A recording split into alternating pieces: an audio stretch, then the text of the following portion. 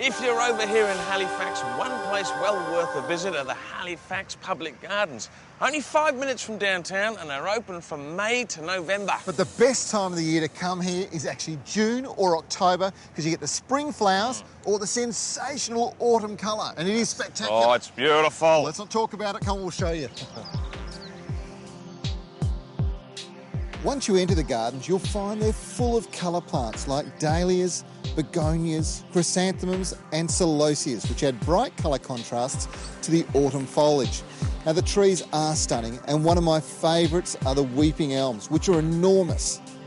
When you come to North America in the autumn time, well, the maple trees are absolutely stunning. But there are other deciduous foliage trees that look brilliant. And in this garden, I found the one behind me. It's called the Katsura tree. Turns a beautiful golden colour around the middle of October, holds the leaves for a couple of weeks, and then drops them in a sea of colour all over the ground. They are absolutely beautiful.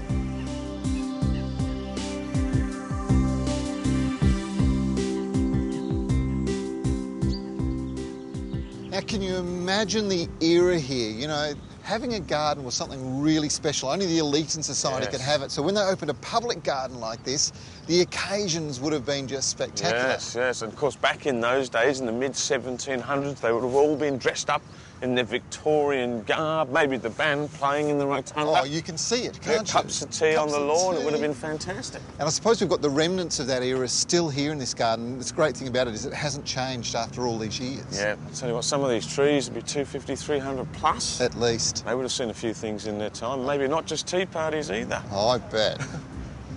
In 2003, Hurricane Juan roared through the Halifax area and destroyed 25% of the trees in the park. But there are still plenty of wonderful specimens to see, some with a bit of history. This oak tree was planted by King George VI in 1939, and it was witnessed by Queen Elizabeth I. Now, of course, they've both passed away now, but the tree lives on nice and strong. And it just goes to show that when it comes to longevity, these trees have got the wood over us humans. Well, I'm here at Cape Breton, Nova Scotia on the North River with my two kayaking instructors, Jonah and Mike. How are you guys?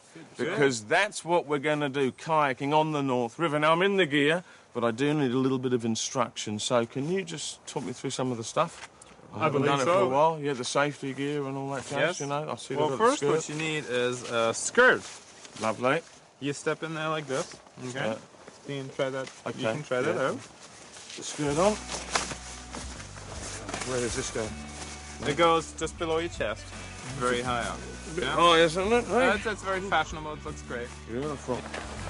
Okay, Mike, here we go. It didn't take long to put all the gear on and get a few tips from the experts on kayaking technique. And then it was down to the water, into the kayak, and before I knew it, we were away. I struggled a bit at the start. In fact, I think I struggled the whole way through it. But maybe there was the odd moment of Olympic form.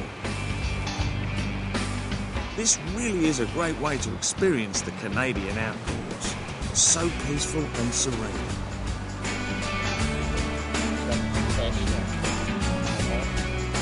Pulling up for a cup of tea and a chat with the boys was a welcome break before embarking once again for the final leg of the expedition. If you want to get a taste of kayaking in Cape Breton, there are plenty of tours available, from 1-hour teasers to multiple-day adventures. Well, what a wonderful way to see the outdoors, but I tell you what, I'm going to be sore tomorrow. But for a minute there, I've got to say, I really felt I was part of Team Nova Scotia. But the highlight has got to be the outfit. Skirt, very nice, top piece. I think I might get one of these when I get home. Now, what I'm really looking forward to is that we're going down to the Shubenacadie River for some tidal bore rafting. OK, well, here we are at the highest tide in the world, up to 8.5 metres. Now, I better go and get changed, because I think I might be in for a bit of a soaking.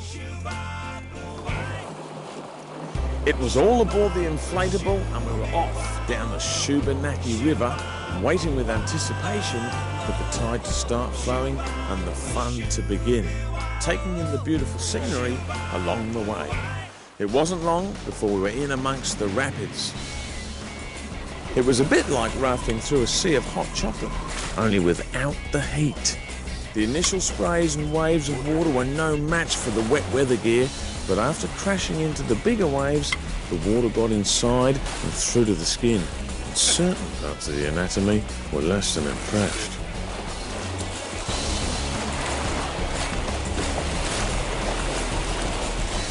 Hang on. Tell you what, it's not just the boots that got full of water. Now that was something else. What I'm looking forward to now is a long hot shower. Tell you what, mate, I think the salmon are in there, mate. What's going on? Yeah, you got it? Yeah.